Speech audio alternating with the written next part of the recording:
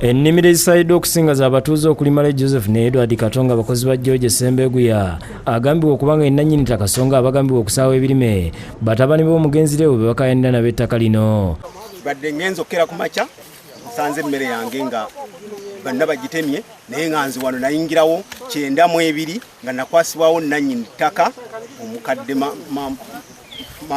mukyala mugalu nembala nga nze nkuuma wano nga nnimirawo emmere yange neeyiye gyakozesa betebereza okubeera nti bakoze kino ge maka ga mwami omugenzi Leewo abantu baamu walakira bamaze ebbanga nga bakayanira bamaze ebbanga bakayanira ekifo kino kibanja kya kitaawe. Ebirime ebisinza okusaayibwa gibadde misiri gya mwogo era nga abatuuze bakulukusiza amaziga nga bakolimira abantu bano. Ekikola kino nkivumirira nga kyattemunyera kinkabya amaziga mangi nnyo kubanga okufiirwa emmere yenkanidde olulaba nga kintu kikulu nnyo era ono mutemu. Waliwo omukadde omutaka w'oku kyalo kino ategeeza nga bwe yaliwo nga Leewo kitaawe w'abaana abagambibwa okubanga basaaya ebirime ng'afuna ettaka lino. Oyo weggombolula n'agamba nti nno oteeka okukola wano endagaano okukola wano omwami oyo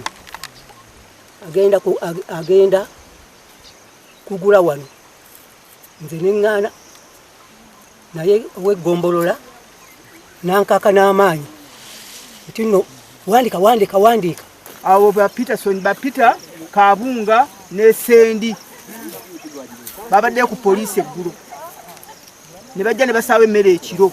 Omusasi waffe atuuseeko mu maka g'omugenzi Leewo gy'asanze nga waggale bw'atu n'agenda ne ku poliisi gy'asanze batabani ba Leewo babiri nga bakwatiddwa kyokka ne beegaana ekyokusaawa emmere. Ye complain leero obudde nga bukedde ku makya ne bajja ne batugamba tuteeberezebwa okuba nti twakudde twasaayo emmere naye nga naffe tuwulira buwulire mu bantu nti emmere bakoze kibagisaayo emmanga eyo.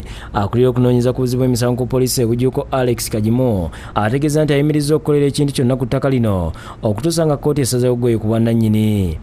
Ne mbagamba bannange buli muntu asigale w'abadde akolera tusigaze emirembe okutuusa kkooti lw'enaasalawo. Yudaya Namyalo yakusakidde eggwino ku lwa Bukedde TV.